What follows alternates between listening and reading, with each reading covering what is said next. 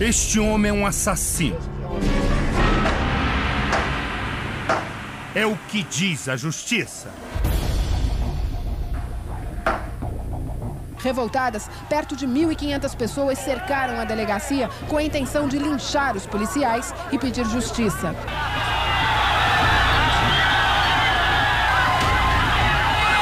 O apelido dele reflete quem ele era fardado.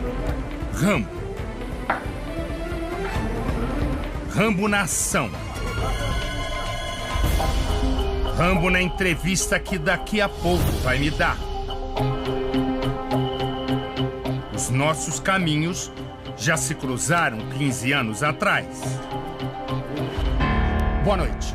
14 de março de 1997. Eu estava num boteco como esse, quando uma pessoa me entregou um vídeo mostrando barbaridades praticadas pela Polícia Militar do Estado de São Paulo. O caso ficou conhecido como a Chacina da Favela Naval, um ponto dominado por traficantes no ABC paulista. A fita mostrava os policiais militares espancando, torturando e até matando. Você sentia prazer em bater? Por que você batia nos caras daquele jeito? Por que você atirou pelas costas? Como é que você se sentiu sendo chamado de assassino? Você acha que contra o crime só existe uma lei, a lei do cão?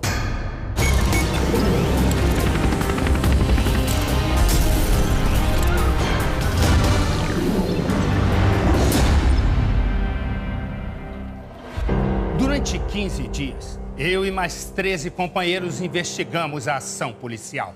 Cada desmando, quem apanhou, quem morreu, quem torturava e quem matava.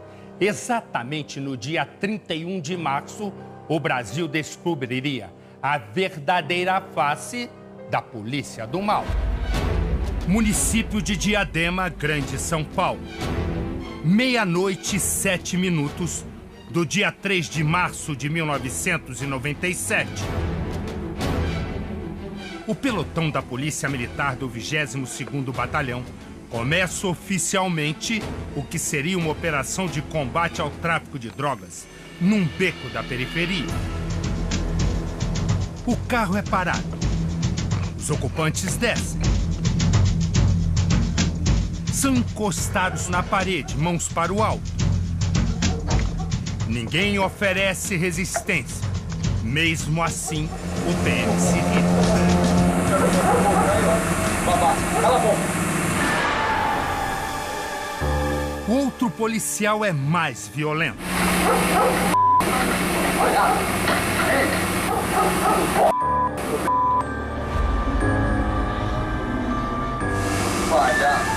O PM parte para os outros homens e dá um soco nos rins de um deles.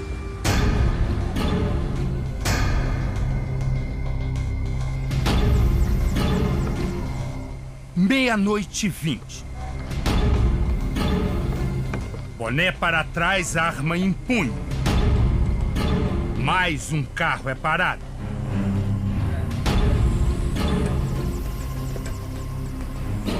Esse PM lidera a violência.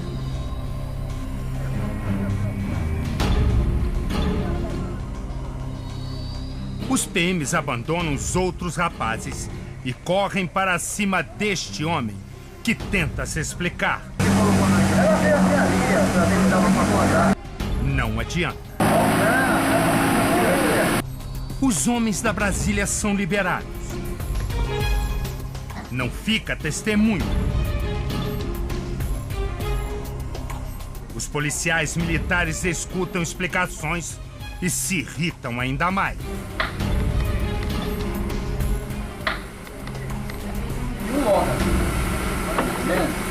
O PM grandalhão chega. O rapaz passa a mão no rosto esbofeteado. Pouco depois, o PM grandalhão vai com ele para trás de uma parede. A pancadaria não atrapalha a conversa dos PMs.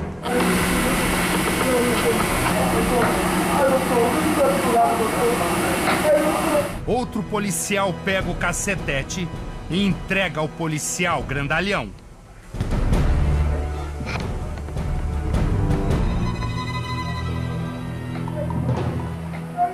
O cinegrafista amador consegue pegar parte da cena onde o PM grandalhão espanca o homem. Mesmo diante da súplica do rapaz,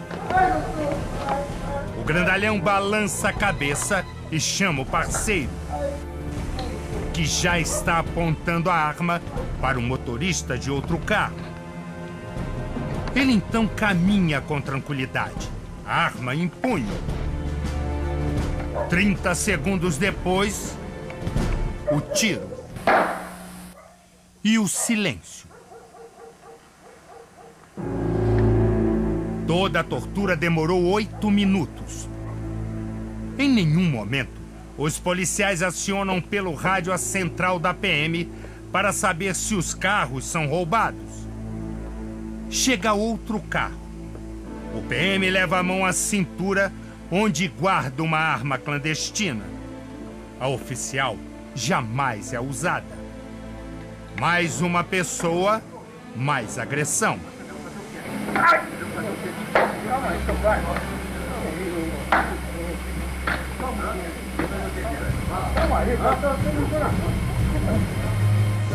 A agressão policial agora é contra o carro.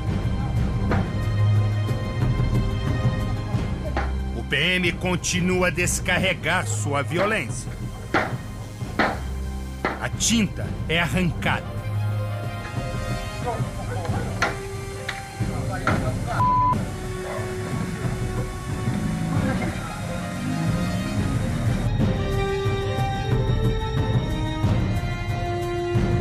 O policial que os companheiros chamam de Rambo carrega no peito 3 insígnias por cursos de especialização.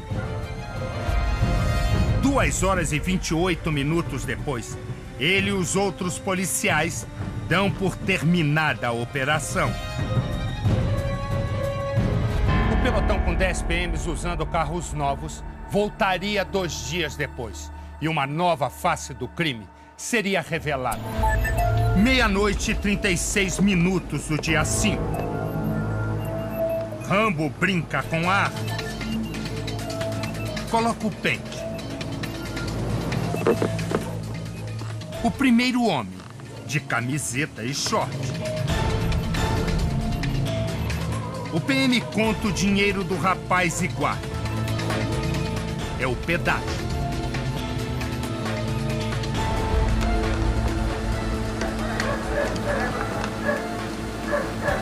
No dia seguinte, a barreira é mais rigorosa.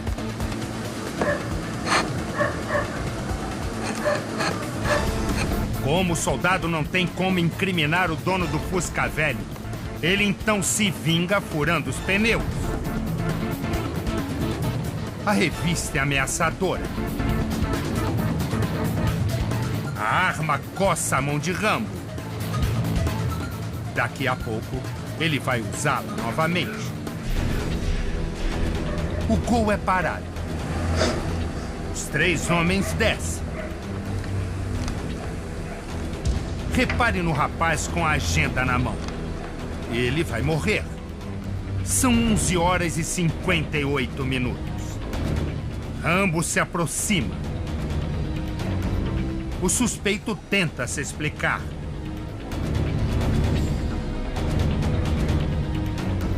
O primeiro golpe de cacetete. Outro. Mais outro. E outro. O PM grandalhão pega o pé do rapaz. Torce. A pancadaria continua. O grandalhão agora dá com cacetete no pé do rapaz. Em apenas 3 minutos, ele vai levar 34 pancadas. Mas o pior ainda está por vir.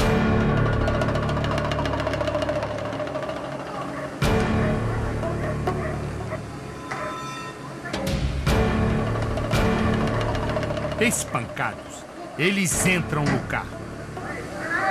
O rapaz que estava com a agenda vai atrás.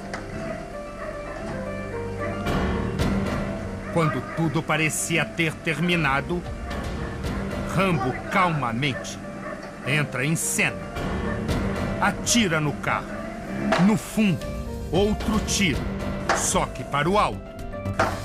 Rambo completa o serviço com mais um tiro. Um dos tiros disparados pelo PM atingiu o rapaz que estava no banco de trás do carro. O mecânico Mário Josino, que estava de férias e tinha ido visitar um amigo, foi levado para o hospital público de Diadema, onde morreu horas depois. Passados 15 anos, eu e o temido Rambo, o assassino do mecânico Mário Josino, que ficou 8 anos preso em regime fechado, nos encontramos pela primeira vez na semana passada. É como se fosse um ajuste de contas. Como era? Deu, fui, hein? Me diga uma coisa. Se eu tivesse um outro Rambo que não fosse você, e casualmente atirasse, também sem querer matar, e matasse uma filha sua, a pergunta é, você acha que a punição de 15 anos seria suficiente? Olha, é difícil falar porque eu estaria do outro lado, com um filho, né?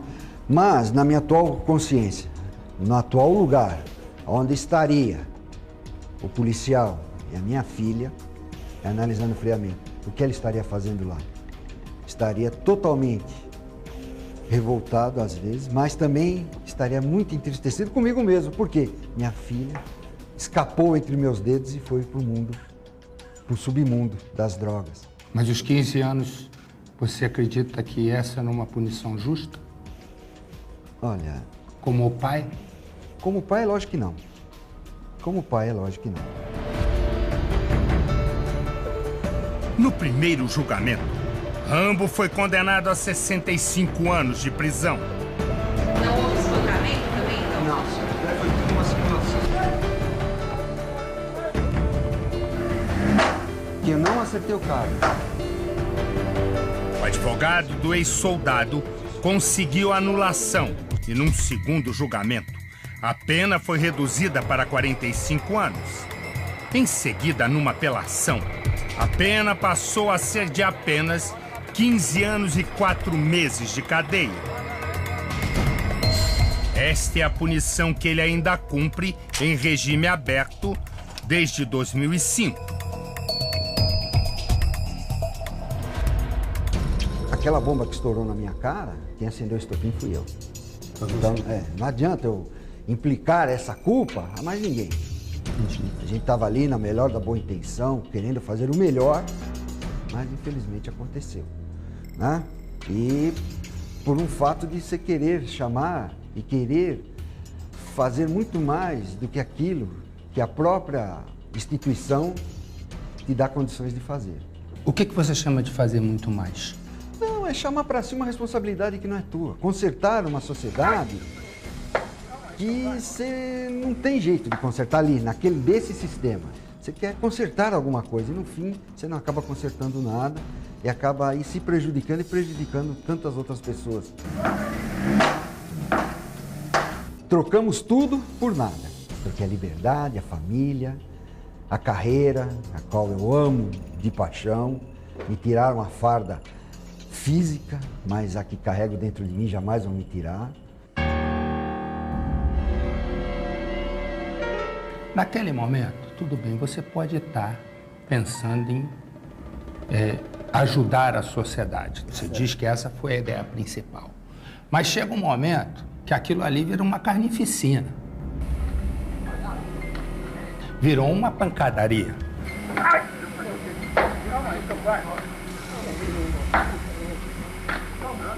Você sentia prazer em bater? Por que você batia nos caras daquele jeito?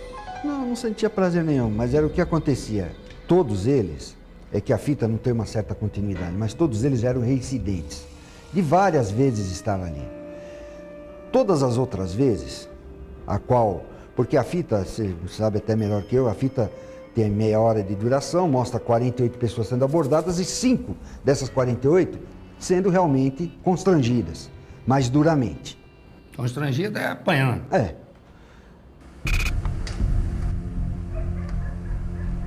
E tinham sido avisadas, não vem mais que você vai ser tratado como um marginal.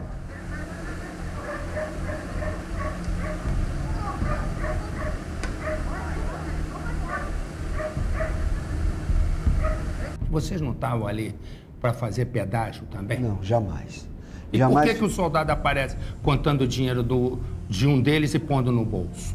Não, porque o que mostra a fita? Um dos soldados, o que acontece? Ele vai dar uma geral num dos elementos que passa ali, e ao retirar uns papéis do bolso dele, que parecia ser, até na época não era os pinos de plástico, não era papelote, e uns papéis caem no chão. O policial se abaixa e pega esses papéis. E olha e fala, e você, o que está fazendo aqui?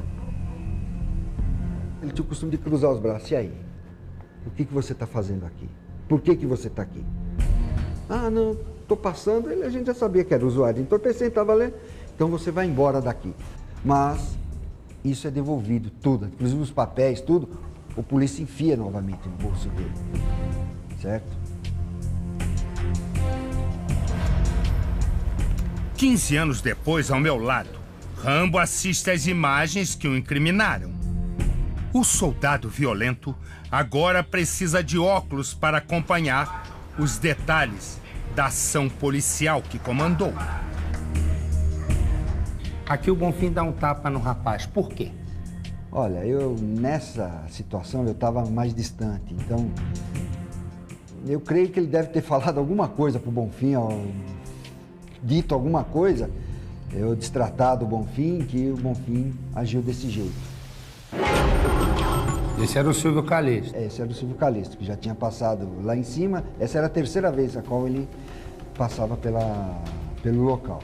Ele tomou uma coça arrumada. O Silvio Calixto, o que ele apanhou mais foi o tapa na cara que ele tomou do Bonfim. Só. Tinha os olheiros da favela, todo mundo ficou olhando. O Júnior levou ele para um canto e foi como uma espécie de um teatro. Pegou um pedaço de pau ali na hora e começou a bater dos lados e falou pro Josinho, não, pro Silvio Calixto, grita, como se estivesse apanhando.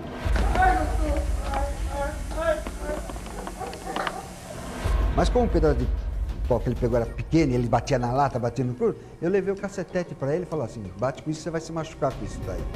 E pode voltar, eu voltei rindo, por quê? Pela encenação que eles estavam fazendo ali atrás e não aparecia na câmera, infelizmente. Tanto é que ele não teve lesão nenhuma, porque se o Júnior se predispõe a bater nele realmente, como supunha-se ali atrás, ele não saía dali andando de jeito nenhum.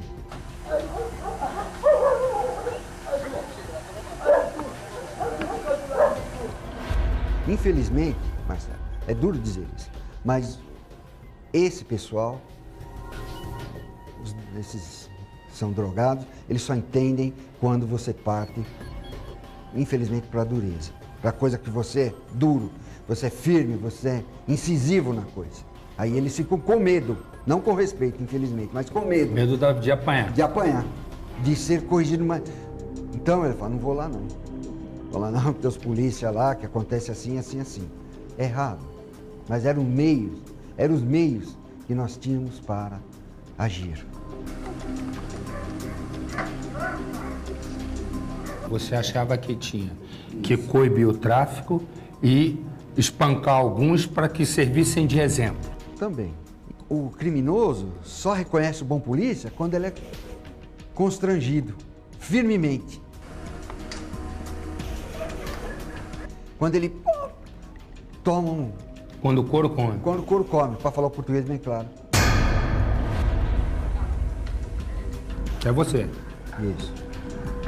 Que era o único que ficava com a arma em punho ali. Ninguém mais ficou na fita, pelo menos a fita que a gente viu. Então, era justamente, eu andava com essa arma sempre na mão, por causa do local, né? Porque até você sacar, até fazer alguma coisa, você sempre estava com a arma em mão.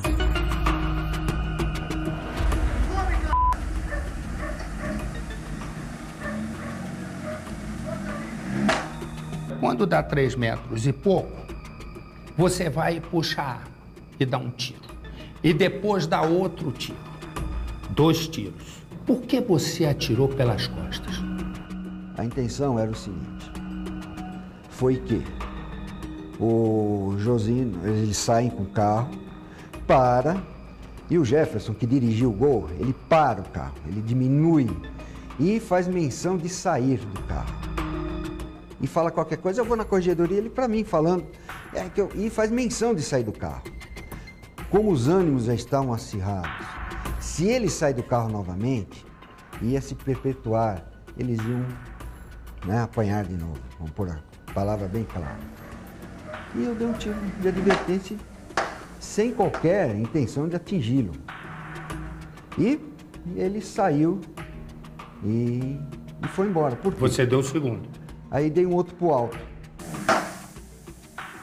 Foi sem qualquer intenção de produzir, né, o fato. De matá-lo. É lógico, né? Você gosta de ser Rambo? Não. Acho que você se adaptou ao apelido, hein? Não, a gente se adapta, porque eu vou brigar, o cara chama Rambo. Ô Rambo, tudo bem, pode falar, não tem problema. Meu nome é Otávio Lourenço Gambra, você chamar de Gambra. Ou se quiser chamar de Rambo também, eu não vou, sabe? Eu não vou, sabe, ser mal educado com ninguém. Te chamam de Rambo na rua? Chamo quando conhece, assim, reconhece, um olha assim. Você não é o Rambo? Um dia eu fui, agora eu já sou o vô. A família é o ponto fraco do soldado. E ele fica visivelmente emocionado ao falar do pai. Como é que você se sentiu sendo chamado de assassino?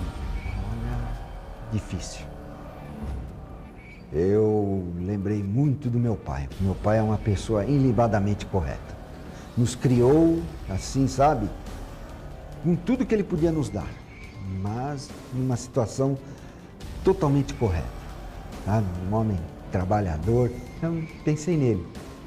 Que o nome dele também estaria ali, né? Otávio Lourenço Gambra, filho de, né? Meu pai me falou, filho, estamos aqui para te ajudar. Imagina. É muito difícil recordar, né? É uma situação aí que acho que quem tem esses valores, né, assim, de família.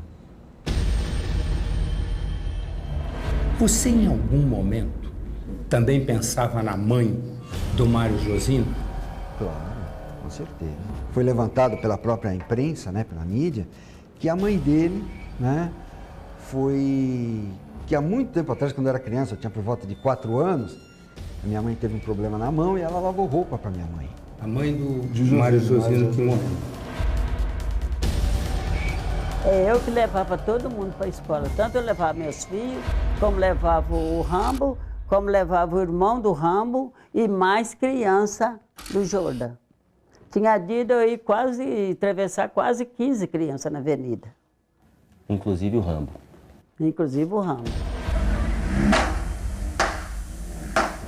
Agimos errado? Agimos.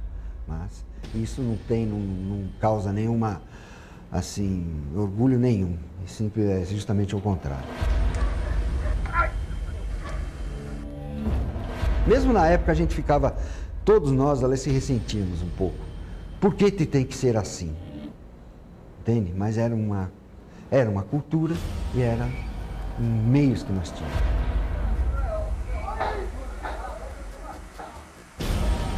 Mas você acha que a violência, o gesto de espancar, o gesto de coibir com rispidez, isso foi te contaminando e você foi ficando, como policial, mais violento? E foi se adaptando àquilo? Ah, sim, com certeza. E foi sentindo prazer? Não. Mas também não foi sentindo dor na consciência? Não. Prazer não. E nem dor na consciência? Não, dor na consciência só quando... Quando viu que o cara tinha morrido? Não, quando o cara tinha morrido, ou às vezes quando até você se sentia que você tinha se exaltado. Tinha passado dos limites.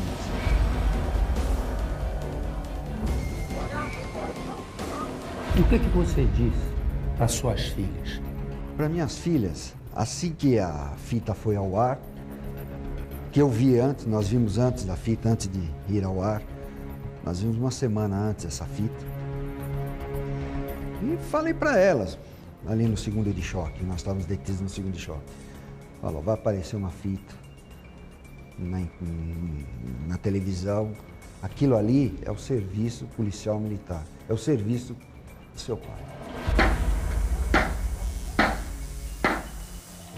E não refletia nem um pouco o homem que eu era em casa. O marido, o pai, certo? Que eu era em casa. 15 anos depois daquele tiro, Rambo ainda coloca em dúvida a autoria do crime. Até hoje ainda eu acho, bom, aí é outra história. O que você acha? Não, que o tiro, pelo ângulo, por tudo, pode não ter sido o meu disparo que atingiu o Josinho. Ah, você acha que não? Eu acho que não. Até hoje eu tenho a minha dúvida, porque eu estava ali, eu estava muito perto, eu vi o carro embora e sem nenhum. Mas isso daí já foi matéria de juízo, já teve a condenação, já teve tudo. Você acha que um traficante pode ter atirado? Eu creio que sim.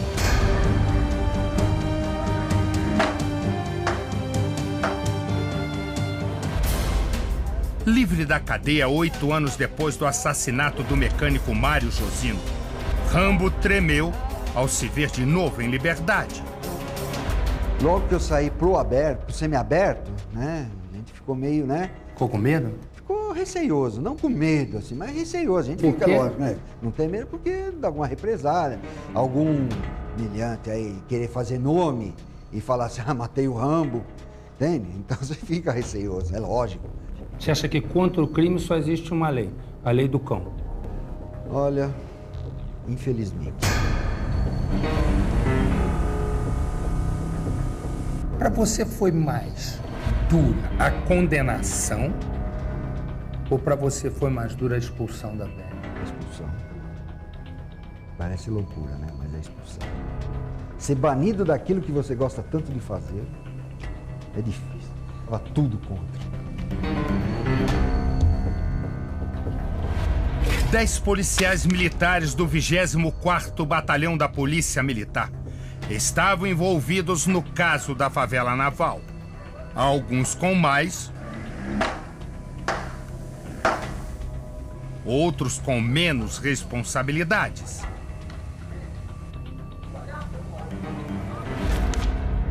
Nove foram denunciados pelo Ministério Público de São Paulo.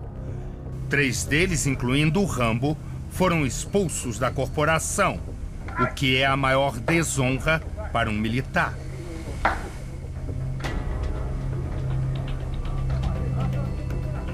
Os outros foram demitidos. Um dos mais violentos, o soldado Rogério Nery Bonfim, foi condenado a 6 anos por tentativa de homicídio. Em 2004, foi morto com um tiro no coração, trabalhando como segurança.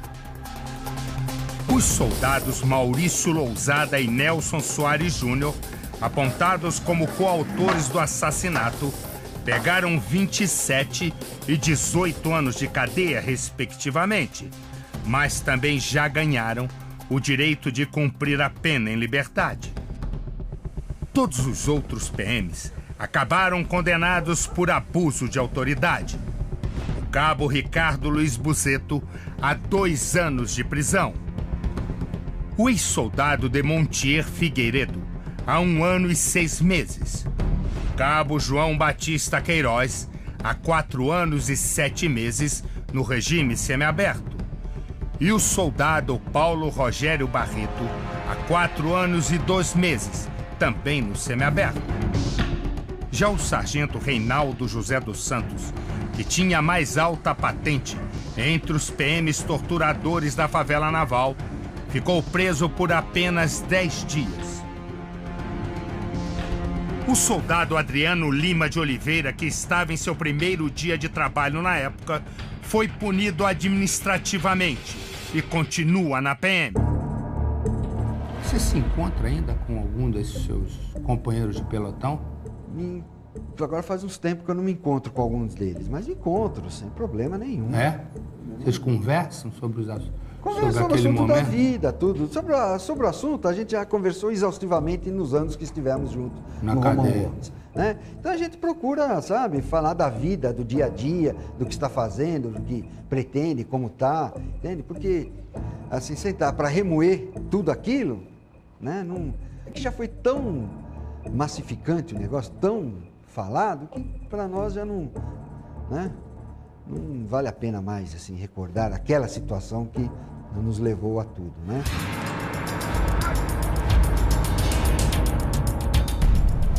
Você acha que se, porventura, a fita não vem a público, a solução final seria outra? Ah, com certeza. É? Você acha que acomodava?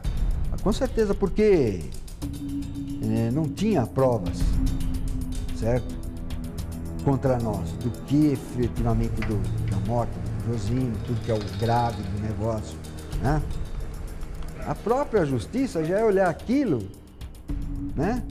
Porque já tinha uma vida pregressa no crime, já eram concorrentes do crime para o crime, então... Já dá um abuso de poder e tchau. E talvez nem isso. É mesmo? É, talvez nem isso.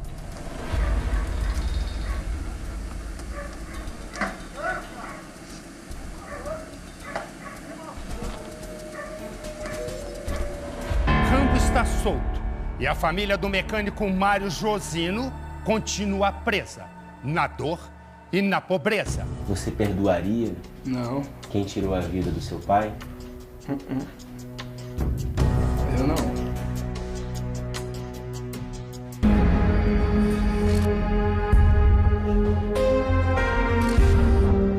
É nesta rua em São Bernardo do Campo, bem próxima da favela naval, que mora a família do mecânico Mário Josino. Como vai, senhora? Prazer, Efigênia. Prazer meu. Até hoje a família não recebeu do Estado a indenização a que tinha direito. E eu acho que ele esqueceu da gente. Porque a gente não tem mesmo condição de pagar um advogado. E ele era sempre... Mário sorridente, Josino como tá na foto? era o mais velho de 9 irmãos. Era quem sustentava a casa. Por isso, 3 anos depois da morte, a justiça decretou que o governo do estado de São Paulo tinha que pagar R$600 mil de indenização. Quantia que, corrigida para os valores de hoje, já passou de R$1 milhão. Eu sempre sonhava com um sobradinho, uma casinha boa pra gente morar. Eu sempre sonhei com isso. E justo o dia que ele morreu, eu estava fazendo oração quando ele veio aqui. Ele falou: mãe, eu vim falar para a senhora que eu estou ganhando bem, estou estudando, agora eu vou poder ajudar mais a senhora a terminar. Não deu tempo. Na época levantou-se a possibilidade de que as pessoas que estavam entrando ali era para buscar drogas. Vocês já ouviram falar nisso? Eu já ouvi falar isso. O Mário usava droga? Não usava não. Porque eu que sou a mãe dele, eu convivia com ele todo dia, eu nunca vi nada diferente com ele. Nunca vi.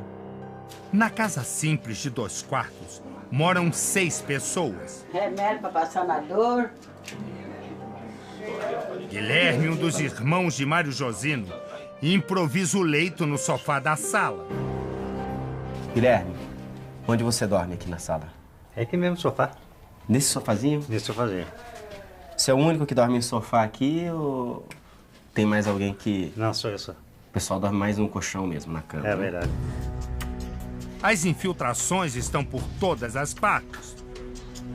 O armário não existe mais. Tá correndo perigo. Colocaram essa lona, esse plástico, na verdade, para proteger, só que o plástico já cedeu bastante, já está quase rasgando. Isso aqui... Se rasgar... Isso aqui é pedaço de concreto, olha. É pedaço de concreto. Dá para sentir aqui. Isso aqui... É dele encher o colchão. Isso aqui é a bomba para encher o colchão. Por que ela já fica logo aqui do lado? Porque o colchão tá furado. É. Então, todo dia, ou toda noite, melhor dizendo, antes de dormir... Ele tem que encher o Cleiton colchão. Vem aqui e enche de ar. Isso, enche de ar. Porque senão, fica assim. Fica assim, ele não pode dormir. Tem dia que eu acordo e falo: mas cadê o Cleiton? Porque ele tá quase debaixo da minha cama. O teto vai caindo aos poucos.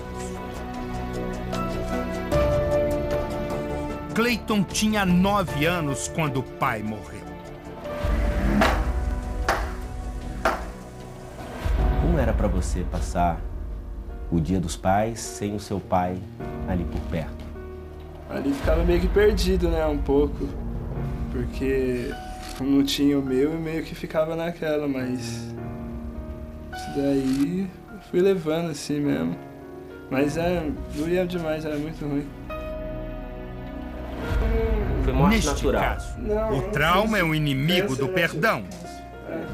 Você guarda alguma mágoa, algum rancor dessa história? Guardo, sempre guardei. É uma coisa que eu guardo mesmo até hoje. Você perdoaria Não. quem tirou a vida do seu pai? Eu não. Se você tivesse a oportunidade de dizer alguma coisa pra ele? Só lamento. Só isso. Por ele, nada. A mãe de Mário Josino não guarda mais rancor, mas convive com uma pergunta sem resposta. É eu que levava todo mundo para a escola. Tanto eu levava meus filhos, como levava o Rambo, como levava o irmão do Rambo e mais criança do Jordan. Tinha dia de eu ir atravessar quase 15 crianças na avenida. Inclusive o Rambo. Inclusive o Rambo. Então eu considerava eles todos que nem meu filho. Aí eu ia perguntar para ele, o que você está sentindo de você matar um irmão?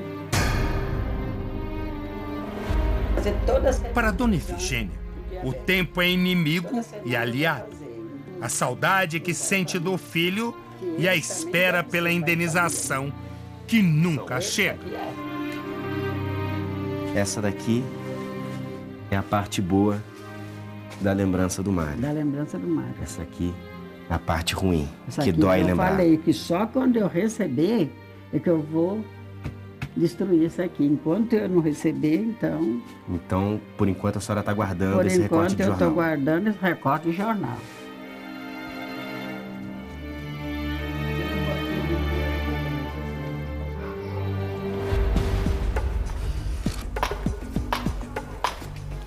Diadema, março de 2012.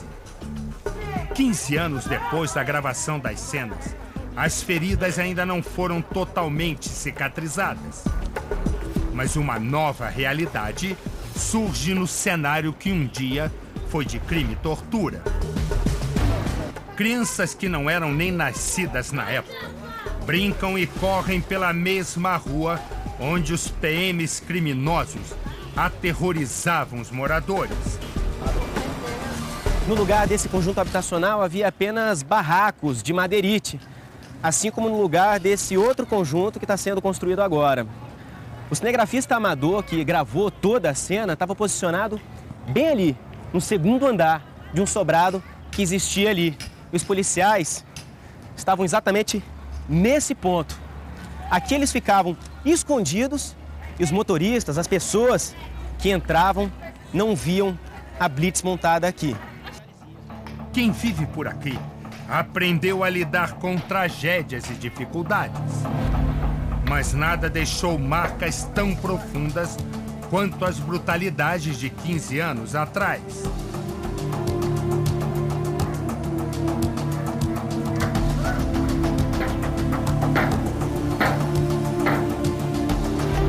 A mulher que hoje trabalha vendendo doces e sorvetes diz que morava ao lado da casa onde foi feita a gravação.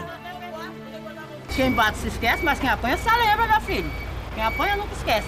Dia sim, dia não, 8 horas da noite, ele chegava e dava um tiro lá na esquina. Dava um tiro para sinalizar para os moradores mesmo? Era o toque de recolher? Pois é, entendeu? Se não fosse aquela filmagem lá, que aqui dali não foi nem um terço do que eles fizeram. O que mudou na polícia brasileira depois da favela naval? E o que Rambo faz hoje? Em instantes, aqui no Repórter Record.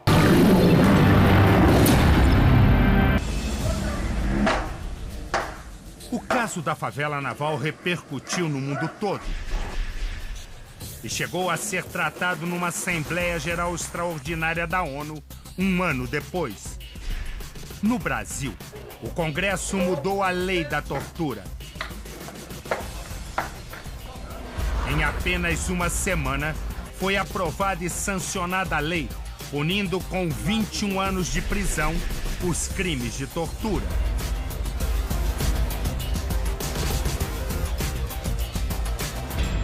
Rambo conseguiu o regime semiaberto em 2004.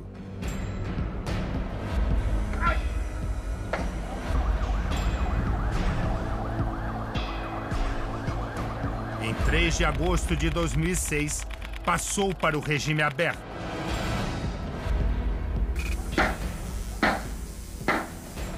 Três dias depois, se separou da esposa, mãe de suas 2 filhas. 48 horas depois, se casou com a atual mulher. Hoje ele tem 2 netos e é pai de um menino adotado de 4 anos. Rambo trabalha como supervisor de serviços gerais. Cuida de faxineiros e zeladores de prédios.